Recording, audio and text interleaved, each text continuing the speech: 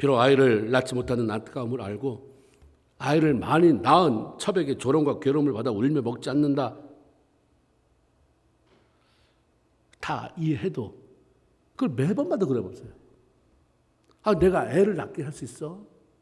어쩌란 말이야 하면서 늘 다툼, 그리고 아내를 몰아붙였을 텐데 그렇게 안 해요. 왜 그렇게 징징거려요? 야, 너 불린다가 틀린 말 했냐? 너만 나는 애 낳는데 당당할 수 있지. 너 남의 집안에 시집 와서 애 하나 못 낳아주고 그런 주제에 무슨 투정이야. 비난하면서 큰 상처를 줄 수 있어요. 그런데 이 엘가나는 기가 막혀요. 믿음의 사람의 위력. 몇 대째 예수를 믿어온 사람의 위력이 여기서 나타나는구나. 대단한 걸 하진 않았어요. 근데 그 말 한마디가 하나님의 그 마음이 묻어나오는 말.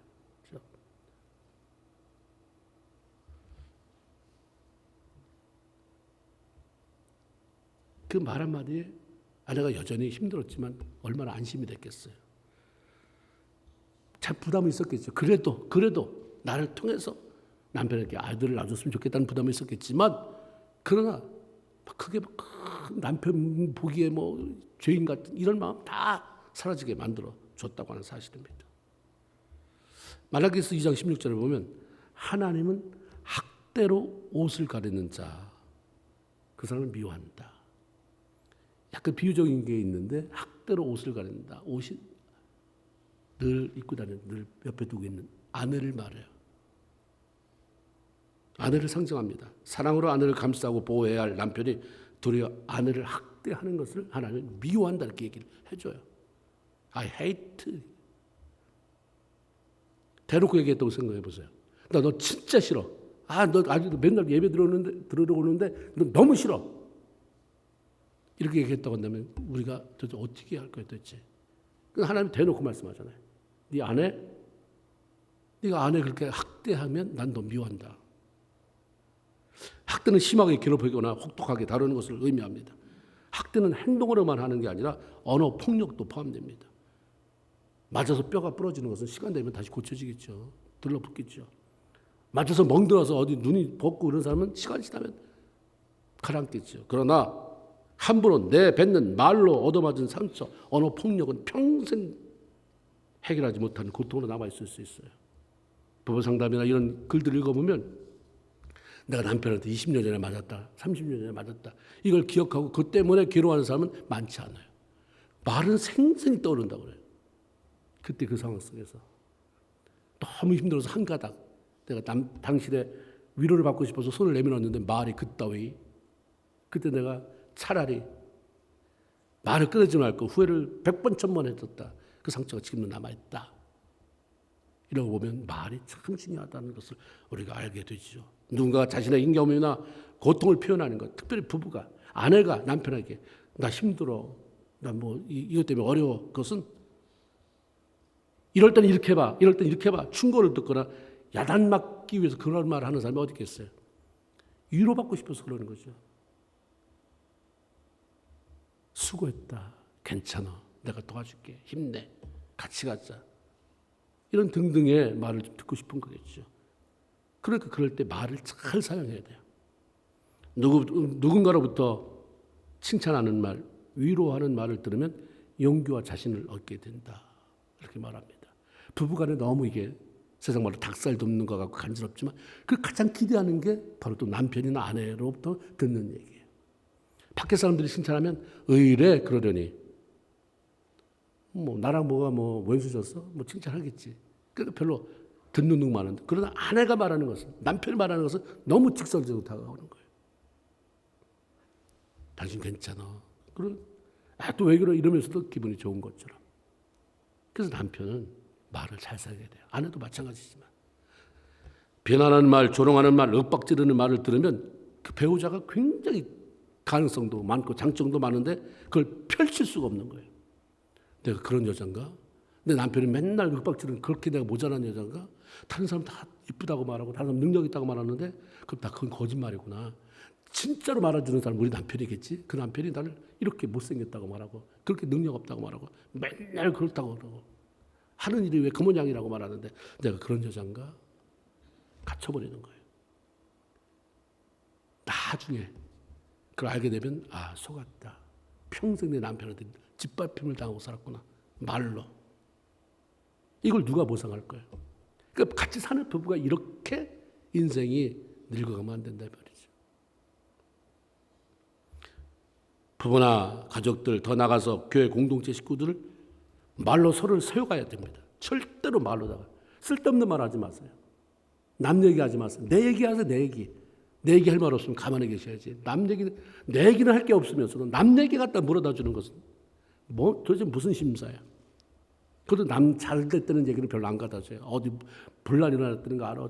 망했다는 거 알아? 어느 교회가 이렇대 저렇대.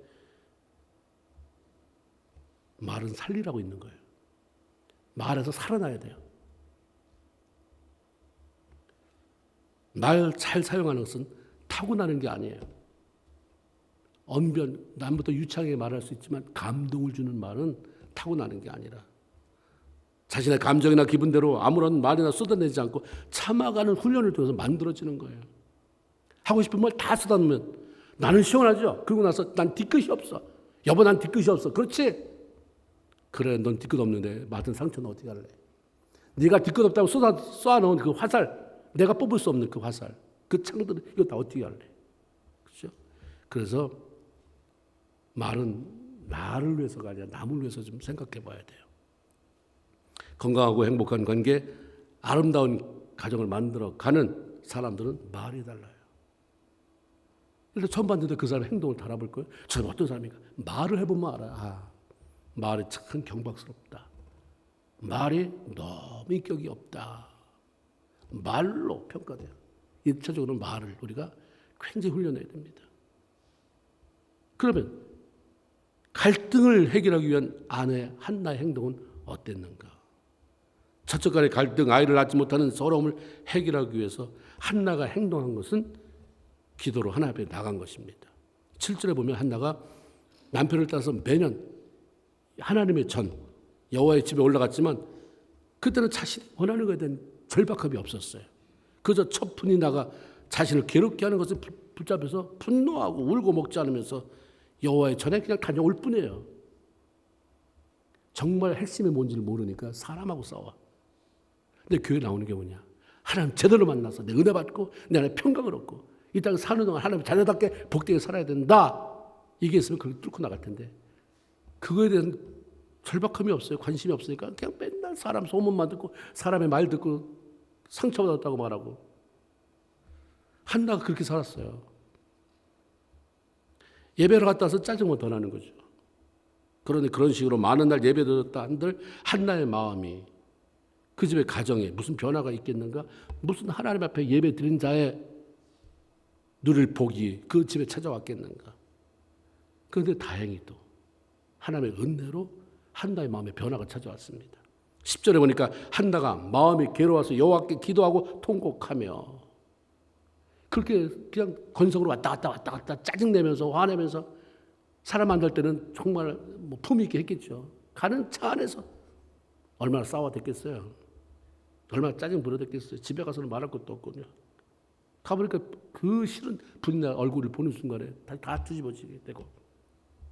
근데 틀려진 거죠. 전에는 남편에게 울고 보치고 짜증내던 사람이 이제는 사람을 향해서가 아니라 하나님을 향해 통곡하며 기도하게 된 그런 변화가 찾아왔습니다. 본인 나의 조롱이 문제가 아니라 지금 나에게 필요한 것은 아들이다. 그 아들을 줄 수 있는 분은 하나님이다. 이 사실이 깨달아지는 거예요. 절박함이 생겼어요. 그렇다고 한다면 하나님은 나에게 왜 남이 낳는 아이를 보류하고 계실까? 절박해져요. 알아야 되겠으니까. 서원으로 이어집니다. 얼마나 절박했으면 서원으로 가겠어요. 11절에. 만군 하나님 여호와여 많은 주의 여종의 고통을 돌아보시고 나를 기억하사 주의 여종을 잊지 아니하시고 주의 여종에게 아들을 주시면 내가 평생에 그를 여호와께 드리고 삭도를 그의 머리에 대지 않겠습니다. 머리 깎지 않겠다. 다시 말하면 나시린으로 구별되게 하나님 앞에 드리겠다 이 말입니다. 절박해야 기도해요. 하나님 절박한 기도에 선하게 응답합니다. 삶이 어렵다고 절박한 게 아니에요. 어려워도 그냥 걱정만 하고 지낼 수 있어요. 근데 이 문제의 해결자는 주님이다. 주님이 함께 하시지 않으면 안 된다. 주님을 붙잡지 않으면 안 된다. 주님이 나에게 긍휼을 베풀지 않으면 안 된다고 하는 절박함이 찾아올 때 그때부터 기도가 되기 시작하고 기도가 깊어져요. 그리고 그때 이제 기도의 응답의 문이 열려지게 되는 것이죠. 12절에 보면 한나가 여호와 앞에 오래 기도했다고 말해요. 저래 같으면 짜증나고 그러는데 빨리 뭔가 의식을 해치우고 드릴 것을 빨리 다 하나님 앞에 드리고 빨리 갑시다. 신경질 이랬을 여자가 깊이 기도하는 사람이 되어버렸어요. 그걸 왜 여기다 기도했을까? 오래 기도. 달라졌어요. 와서 살짝 발만 담그고 빨리 가버려지가 아니라 그래야 내가 마음이 편하거든. 일주일 있다가 그것도 없으면 내가 마음이 불안해서 못 사니까 일단 빨리 가서 살짝 담그고라도 이게 아니라 깊이 기도해요. 하나님은 다 우리에게 축복하시려고 놓은 이런 원리들이에요. 이게 다. 왜 못 누리나 이 말이에요. 다 하나님이 다 자세히 설명을 해줬는데 그래도 따라가면 디렉션이 되는데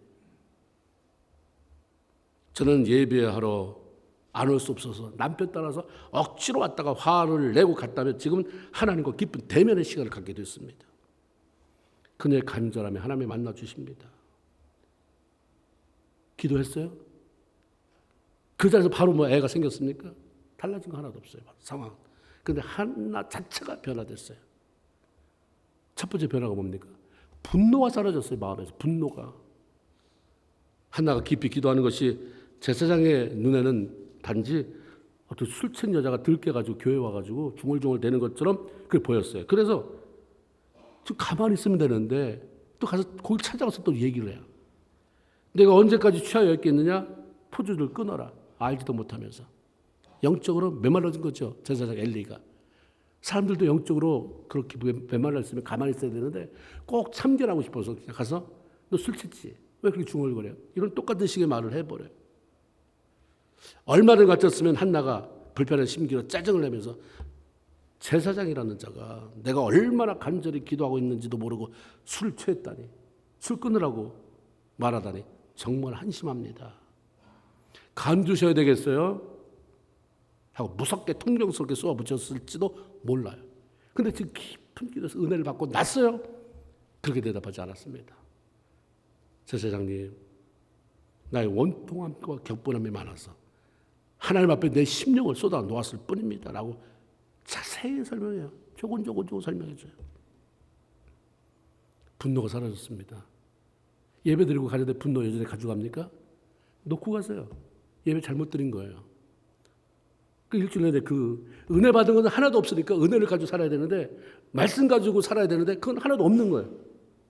여전히 내가 풀어놓지 않은 해결받지 못한 질투, 분노 그 쓰라림을 가지고 가서 그거 가지고 살아가니까 더 죽겠죠, 삶은.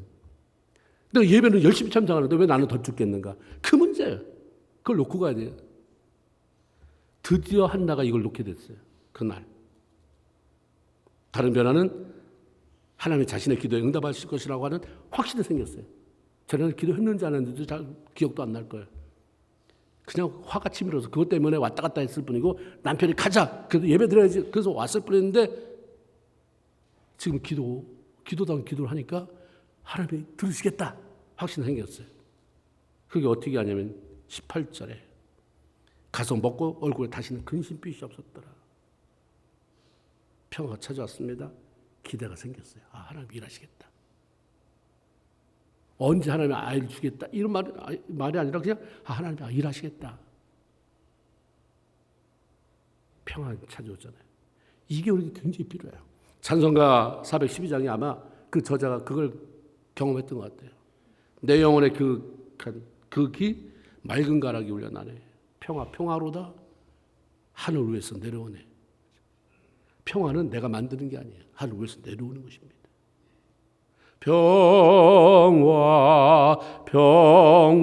평화로다. 하늘 위에서 내려오네. 그 사랑의 물결이 영원토록 내 영혼을 덮으소서. 이게 생겨되잖아요. 예배 드리러 왔더니 기도했더니 사라졌어요. 분노가 사라졌어요. 평안이 찾아왔어요. 기대가 생겨요. 하나님이 뭔가 일하시겠다. 그게 있어야 나중에 뭐가 응답되면 그때 내 마음에 주시고 기대가 생겨나게 했던 게 이러려고 했구나. 그럼 그 다음에 문제가 생기면 뭔가 하나 일하신다. 점점 구체화돼 가는 거죠. 기도하니까 하나님의 뜻이 깨달아지고 하나님에 대한 확신과 신뢰가 생겨나니까 슬픔이 사라져요. 두려움이 사라져요. 분노가 사라집니다.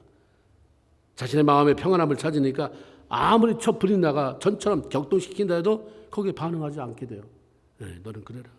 내 마음은 그 소리를 들으면 옛날 같으면 쓴머리 올라오는데 저 기쁨이 나오는 거예요. 이 귀에는 그 얘기가 들리는데 약 올리는 소리 분노케 하는데 안에서는 하나님 주신 평안이 기쁨이 막 이게 변화라고 말하는 거예요. 이걸 찾아야 되잖아요. 이게 없으니까 신앙이 너무 재미없어요. 도대체 하나님 방학은 언제예요? 언제까지 예수 믿어야 돼요? 다른 사람은 늙음하게 해가지고 예수 믿고서 몇 달 믿어보지도 않고 천국 갔다는데 나는 평생을 이렇게 믿는데도 어떻게 이렇게 재미가 없어요? 어떻게 은혜가 없어요? 어떻게 지겨워요? 안 되니까. 늦게 예수 믿고 들어와서 진짜 믿는 사람은 다 그렇게 얘기했잖아요. 하나님 죄송합니다. 그렇게 힘이 좋을 때 예수 믿어서 주에서 살았으면 좋았을 텐데 그때 돈 잘 벌릴 때 내가 사람 한 끼 사주는 그 음식 대접한 거 가지고도 교회에 이런저런 일 다른 사람 많이 도와주면서 할 수 있었는데 하나님 죄송합니다. 진짜 만나니까 그런 고백이 나오는 거죠.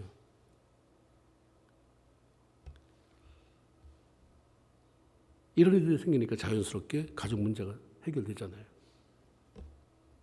부인네가 놀리는 것도 마주쳐야 여기서 약 올라고 씩씩거려야 재밌는데 상대방은 약 올릴수록 안에서 평안함이 넘쳐나는데 미쳤어요. 그 짓을 계속하기에. 그렇게 해보세요. 상대방을 미친 사람 만들어 보는 거죠. 내가 반응을 어떻게 하느냐에 따라서 상대방의 길을 승승장구하게 만들어줄 수도 있고 그렇게 놀리고 약 올리려고 그래도 주의 평강으로 사로잡혀서 반응하다 보면 상대방이 뭐야 나 미쳤나 내가 이 뭐하는 짓이냐. 그러다 그 다음에는 쟤는 뭐야. 나도 똑같이 예배당에 가는데 이번에 매년제 데리고 왔는데 뭐가 다르지? 거기서부터 새로운 변화가 도전이 찾아오는 거죠. 한나의 남편 엘가나 성실히 예배에 참석했지만 아내 한나같이 그런 영적 깊이 있는 기도는 드리지 못했어요. 아내 기도가 가정을 살렸습니다.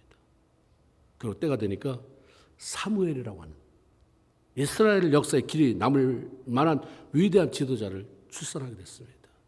하나님은 한나를 위대한 하나님의 사람을 출산해서 키울 만한 그런 자궁을 만들기 위해서 그런 믿음의 여인으로 어머니로 만들기 위해서 태를 당분간 닫아 놓으신 거죠. 하나님이 그렇게 말씀하셨잖아요. 하나님이 임신하지 못하게 만들므로 보류시키고 나를 만드시는구나. 건강한 태를 만드시는구나. 하나님이 주실 귀한 그 생명을 키울 수 있는 어머니로 나를 만드는구나. 이런 가정으로 만드는구나. 그래서 하나님은 훈련시키신 것입니다. 영적 중심을 잡고 가족을 예배 자료로 이끄는 가장, 위기 때마다 분노보다 말로 위로할 줄 아는 멋진 남편, 깊은 기도로 나가서 하나님을 경험하며 자신과 가정을 살리고 세우는 아내, 이런 가정을 통해서 하나님이 왜 일을 안 하시겠어요? 왜 하나님이 그런 가정의 후원자가 되지 않겠습니까? 부부간에만이 아니라 교회 공동체 안에서 서로 간에 이런 일들을 행함으로 교회를 건강하고 평화롭게 만들어가면서 하나님의 영광을 드러내는 귀한 성도들 다 되기를 주의 이름으로 축원을 드립니다. 아멘. 기도합시다.